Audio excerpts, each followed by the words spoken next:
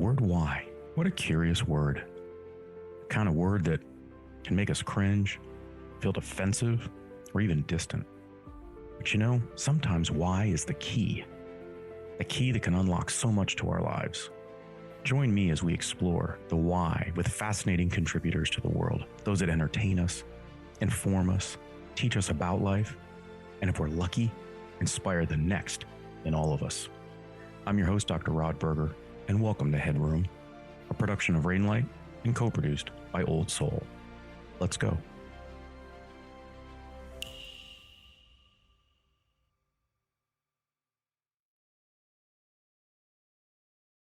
Of a conference, an event called CultureCon, which we were just saying off air, we think could grow exponentially just based on the need that I think we both share, and that society just needs to be able to understand culture and conversations in a much deeper way.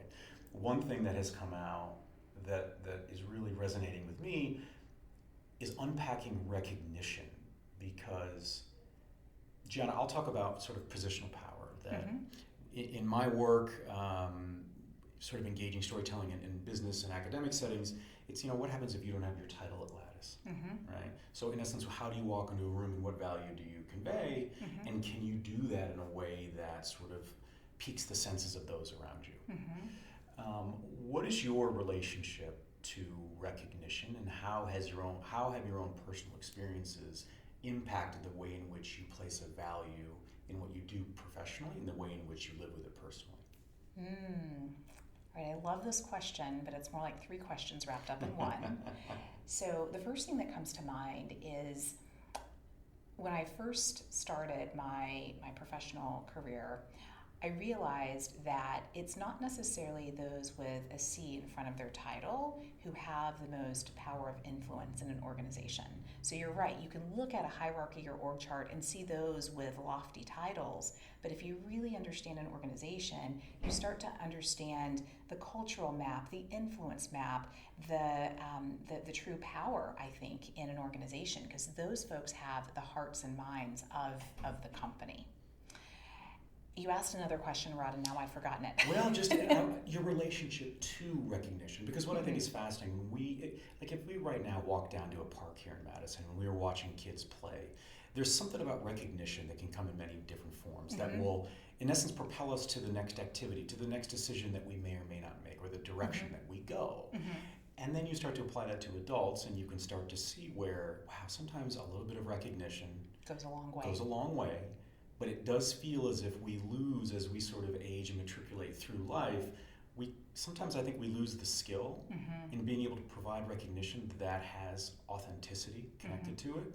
And so it can feel very detached. And so we often don't do it at all because we're afraid that it will be experienced as sort of a really misguided dance move in a moment when everybody's looking at you. Yeah, and I think that recognition is so important as a form of communication, because it allows the other person to say, A, I see you, and B, I'm grateful to you for whatever it is that you have done, accomplished, or tried to do, right? We actually had a session earlier today where we talked about recognition and its criticality in creating high-performing teams and employee engagement, right? Because when you recognize certain behaviors and attributes, then people are more apt to repeat and share those activities. Let me pause there. My mind's going in a couple different directions, but. Headroom is produced by Old Soul, a one-stop marketing agency that understands the power of brand and nuance. Reach out to my guy Matt at Old Soul and supercharge your brand and content strategy. That's Old Soul. Shoot Matt a note at aoldsoul.com. That's AOLDSOUL.com. And now, back to our guest. I now remember, the thing that I wanted to mention that I think is beneficial when we think about recognition is so often we celebrate our successes, which is wonderful, and we want to do that. However, I think in our lives, both culturally, as professionally as well as personally, I think there's really value in celebrating effort, because we want to normalize mistake making. We want to normalize that it's okay to grasp beyond your reach. And that means that sometimes you're not actually going to get that which you grasped. And that's okay. because there is learning and there are some rich nuggets in that. And so I think that recognition programs are ideally structured such that, yes, we celebrate the wins and we also celebrate the reaches. So that would say to me then that to be an effective chief people officer, right, someone sort of broadly speaking within HR, human resources, talent management, that you'd have to have missed sort of grabbing or grasping at the rope yourself to be able to recognize that, I guess, with a depth that could translate throughout an organization, throughout a community group. Take me back to sort of your decision to enter into this professional path around thinking about others. I mean, when I think about a chief people officer, I think they've got to be really good about thinking about sort of others, not in replace of themselves, but they just have to have a really deft radar and understanding for, it's the wake that we create, and how we can then sort of think that through long term. So why this path for you? Well, I will preface and say, if I could do anything in the world, I would do this HR thing that I do. You would? I would. I would do this for free. I hope my CEO is not listening, because I'm not saying that that's a great idea, but I truly love what I do. And, I like to say that I'm in the business of helping organizations create spaces where people can do their best work and be joyful and happy as they do it. And so as I think about my own personal life's mission and, my journey into HR, I didn't grow up thinking that I wanted to do HR. I know very few people who actually grow up with that passion. That's one you typically don't hear about in high school, right? Right. But what I realized early on in my career is when employees are thriving and they're happy, business thrives and is successful. There's a direct correlation there to taking care of people, because when you take care of people, they take care of the company. So I don't know if you mind sharing, but I'm curious because I think another talent that you have to have, and that I glean from my interaction with you, is sometimes the real sort of talent, maybe not power, the real talent is in being able to hear the noises that the rest of us can't hear. Meaning, we can see those that, it's very easy. We see this in education. It's easy to pay attention to the student or students that are the loudest, the most what we would deem disruptive. It's really hard to see sort of what's going on with the quiet employee, yes, the quiet student, and that I don't know if we have to come from a background where we've ever felt marginalized, or where we had to pick a spot of where we're sitting in a cafeteria kind of a thing, but that it feels like those kinds of experiences have to assist in being able to be comprehensive. Because I think sometimes on the sort of the dark side of the coin of engagement strategies or whatever is that they're rah-rah campaigns, and that they leave as soon as they, they come as soon as they go, and we just sort of cycle through them. And that's the chatter when it's all done. It's like, well, we'll see what they do in 90 days and there'll be another celebration. Can you talk a little bit about a skill set in trying to read a room, but read a room from a very different perspective, which is when we walk in, because I think, maybe not all, but let's just say most people had experiences where they did not feel like they belonged on the surface. Yes. And to be able to pick up on that in a way where you didn't let it defeat you, but it did impact you. And I know you've shared some of that with me, but I'll let you sort of cherry pick sort of some of those experiences, because I would think they have to be fundamental or foundational in what you say and how much you love what you do. That it's probably, if I had to guess, Gianna, that's the stuff that gets you excited, maybe not as much of the, the rah-rah. Yeah. So as I was listening to you ask me this question, Rod, I thought of Taylor Swift. All roads lead to Tay-Tay. And here's why. Here's why. Bear with me. I'm bringing it back. I'm going to bring it back. Okay. I think one of the reasons why Taylor Swift is so successful is because, A, she was one of the other years ago. She was part of the marginalized communities. She didn't fit in. And I think what she's been able to do is to tell those stories of what it feels like to be an other, what it feels like to be uncool and unpopular. And when we listen to her music, whether you're a big, Taylor Swift fan or not, when you listen to that music, you have to say, wow, she is telling a story that so many of us have lived. And so if we take this now to the chief people officer role, to the HR role, yes, I agree with you. I do think that being marginalized and not fitting in and being part of the other, I absolutely think that allows me as an HR professional to walk into a room and yes, to see the loud and the noisy, but then also to listen to the whispers or to the things that are not necessarily vocalized. And one of the things that I very consciously try to do is to reach out to those people whom I can tell are not having the greatest experience, or who are wondering if they can make their escape as soon as possible. And this could be not only at an amazing conference like this, but it could also be in an office, in a virtual Zoom room, right? So creating environments where people are safe to speak up and share their thoughts and their opinions, because they have a wealth of knowledge and information to share. You just have to create the right space and environment to extract that, and then it's gold. It's truly gold. All right, so we're going to take a hard left. Okay, all right. I'm curious when I speak, and if I try to do speaking engagements and facilitate different events at high schools and trying to communicate, because I think the next generation, we've got to pay attention to that.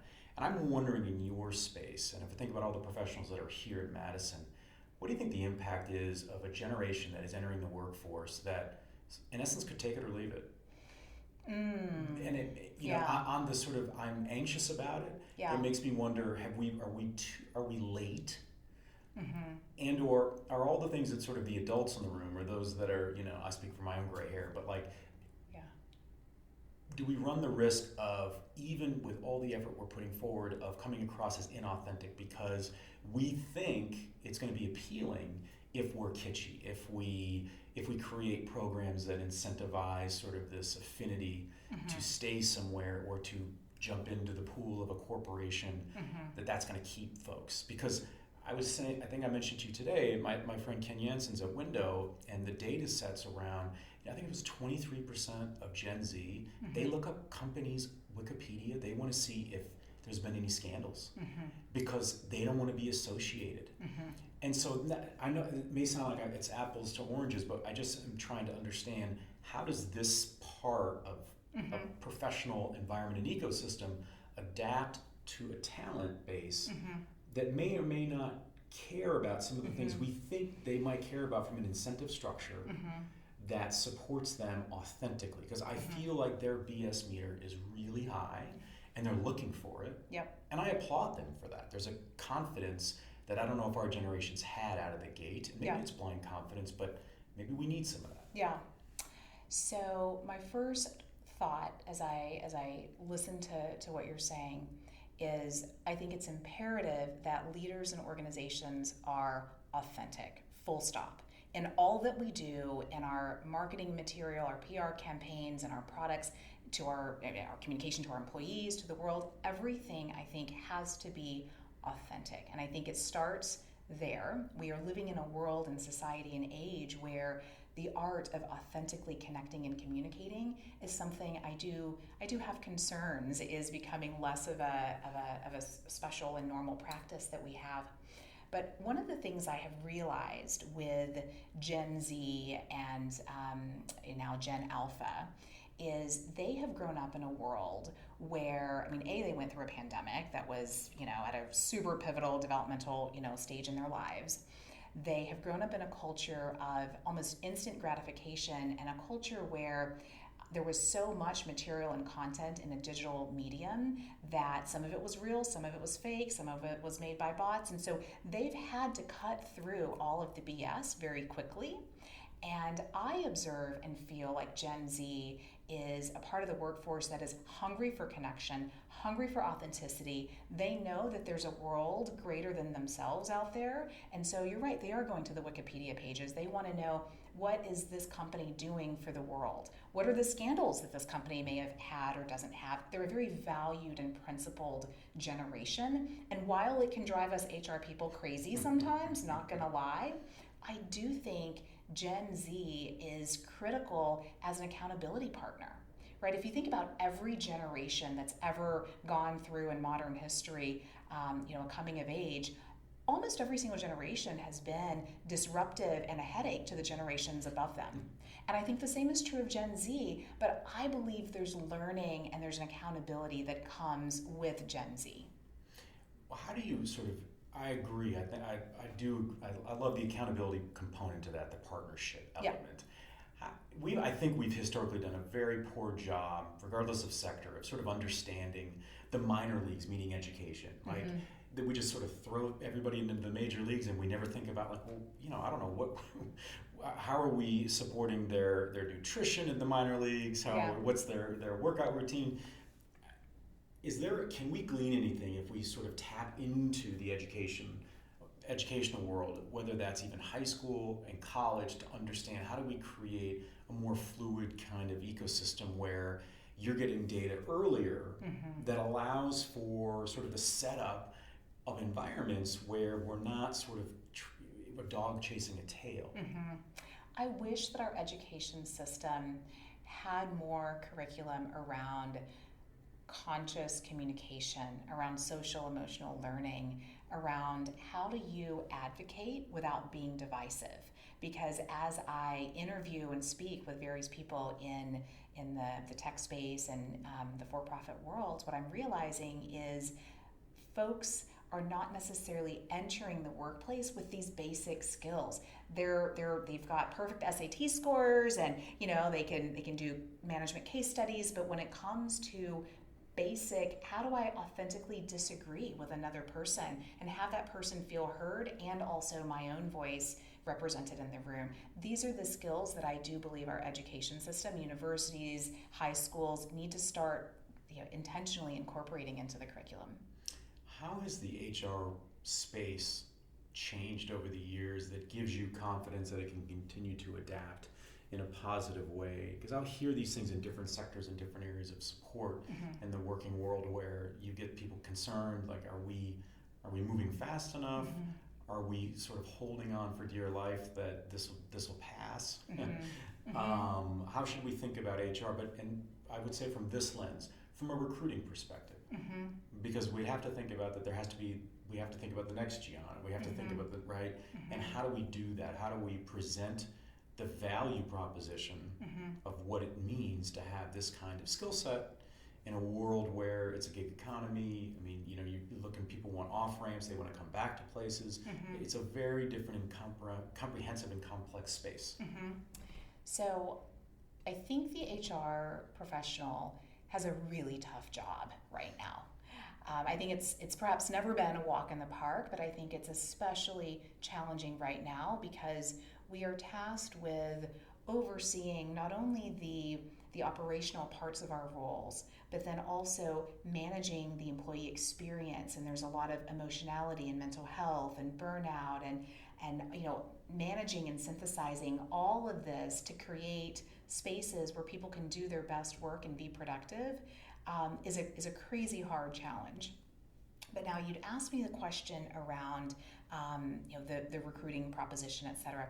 Where I go with this is I think HR teams and departments that are able to create engaging, fun cultures that are also productive are going to be able to recruit the very best talent. Because what I've learned from my own experience, and I've done recruiting and been a frontline recruiter, is yes, titles and money and all of that stuff matter, but going back to Gen Z for a second, what I'm realizing really matters to millennials, but also especially to Gen Zers, is what sort of learning and enrichment am I going to get from my experience here? Will I become a more conscious communicator? Will I be able to engage with my fellow human in really meaningful, thought-provoking ways?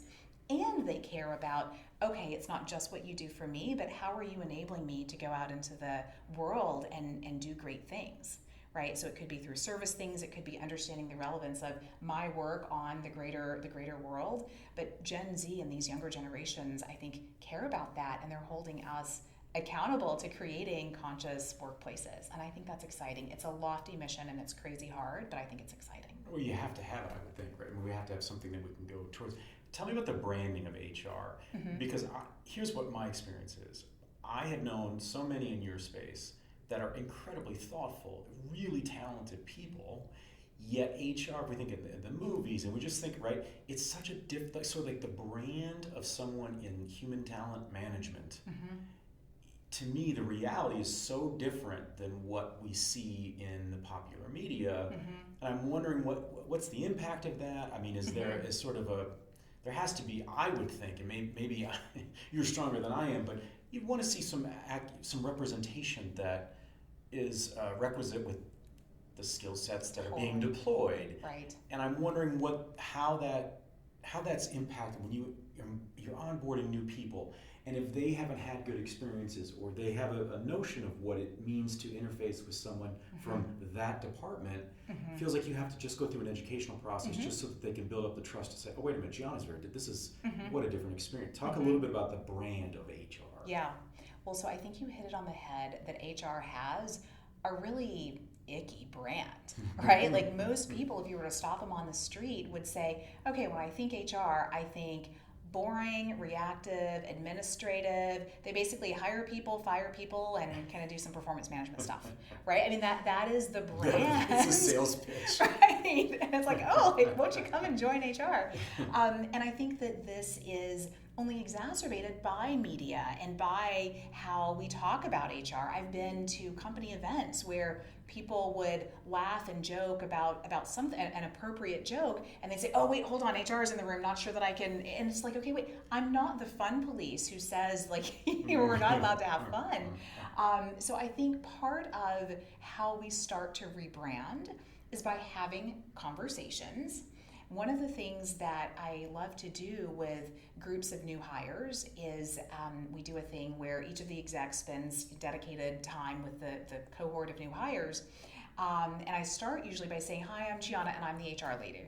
And people kind of have the uncomfortable grins and stuff. And I'm like, but I am your most non-traditional HR person you will ever find. Right, I'm a Swiftie. Right, exactly. And I think it starts by naming it, and then by being vocal and recrafting the narrative. We need to take control and be in the driver's seat and recraft the narrative. State what is. It is a function that is critical, but it also is a function that can do so much more than just the hiring and firing and et cetera. And then I think proceed to craft the narrative and say, and here are some amazing things that we're doing, and here's how I want you to be involved.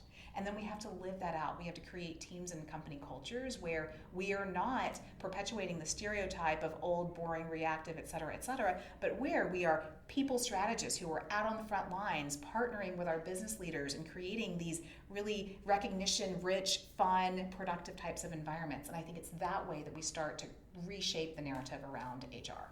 How do HR professionals deal with what I would think potentially would be the loneliness of the position, in that it's like, if you're doing everything for others, who's looking out for the chief people officer? Who's looking, people can't, I know it's just audio, but just even the reaction that your body had there. So I've hit on something. Yes. But I think it's an important discussion to have, which, at some point I would think that burnout is high.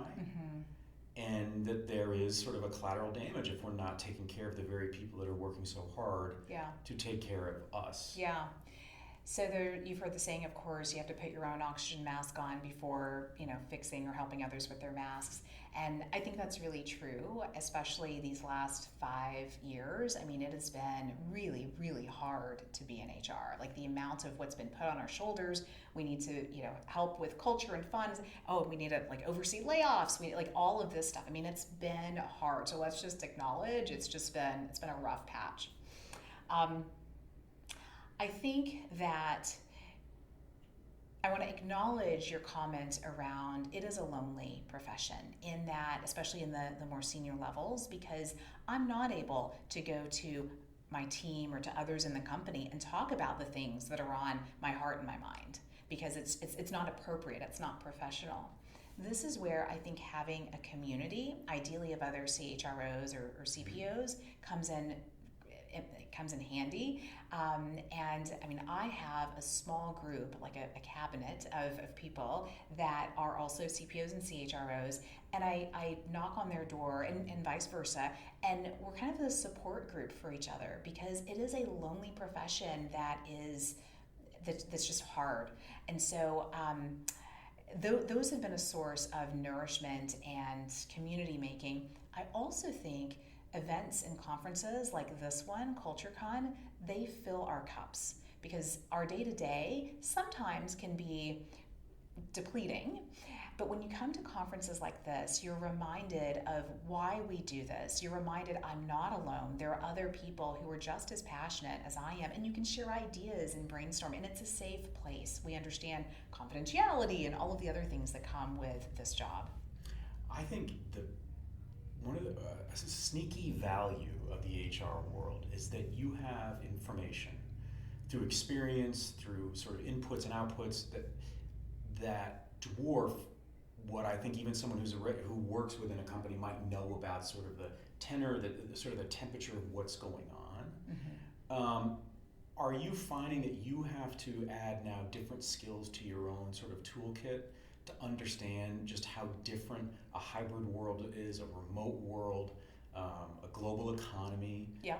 I mean, in essence, I know we're here at CultureCon, so there's some level, there's a professional development element where you have community, but you're also learning, hopefully taking in some different strategies. But how do we understand about supporting the HR world and arm of a business, so that because I see it as such a vital, it's like Grand Central Station, right? You're pumping the blood throughout the body of the company, and if you don't have the information that gives you that leg up, I mean, this kind of goes to your point, like you can't convey any vulnerabilities or anything in your position because, if in your words, the HR lady is feeling that, then what should I be feeling as a middle manager? Right. It can be fear-inducing in Right. some ways, right? Yeah. I think skills that we've had to learn in, the last several years include, you mentioned hybrid working, right? We're now in an environment where many of our organizations are no longer 5 days a week in the office. Some companies have a mandatory, 2 or 3 days in the office. Others are completely remote friendly, et cetera. But we're tasked with how do we create an environment where everyone can do their best work.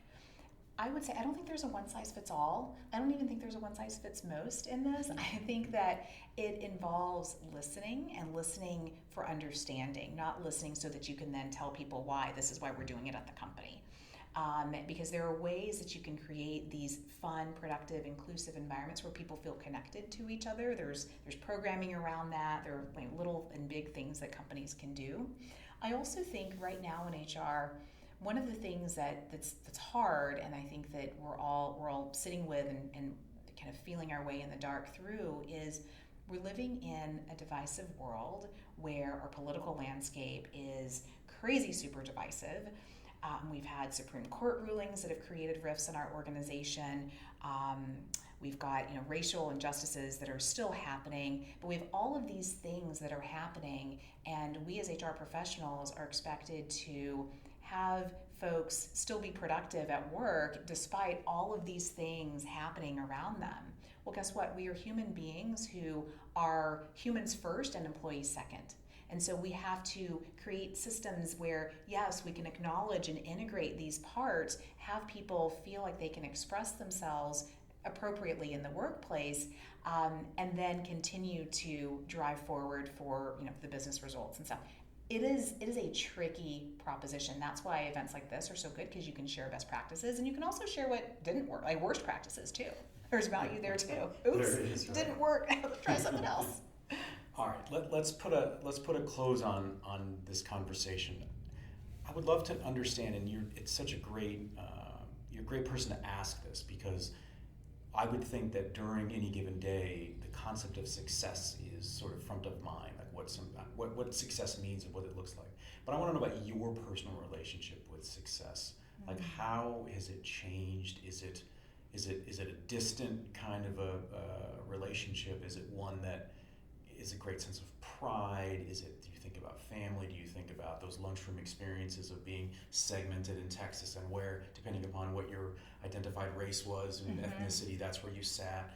How do you understand success now, where it can be something that fuels you, sort of nourishes, and fills your bucket, given that you have to utilize the tenets of success on a daily basis for others? Well, I'll start by saying I have thought about success. Like, what is success? And I define success as, am I happy and am I able to contribute that which I came to the world to contribute, right? And so by that definition, I am very successful and happy. I sometimes pinch myself because I'm like, holy smokes, I get to do the stuff that I do. Like, I'm in the business of trying to help organizations create spaces where people can be happy and thrive and be joyful. Pinch me, like, wake me up, like, really? And so that's amazing. However, I will also add to that I come from a place of a lot of trial and tribulation. I come from places where very few folks get out, right? I was raised on a small farm in East Texas, grew up in a women's shelter. No one in my immediate surroundings were educated. Folks, weren't well-traveled, et cetera, et cetera. And I would venture to say, by my definition of success, many of those folks I don't think are quote unquote successful. And so I think about, okay, what can I do to impact that?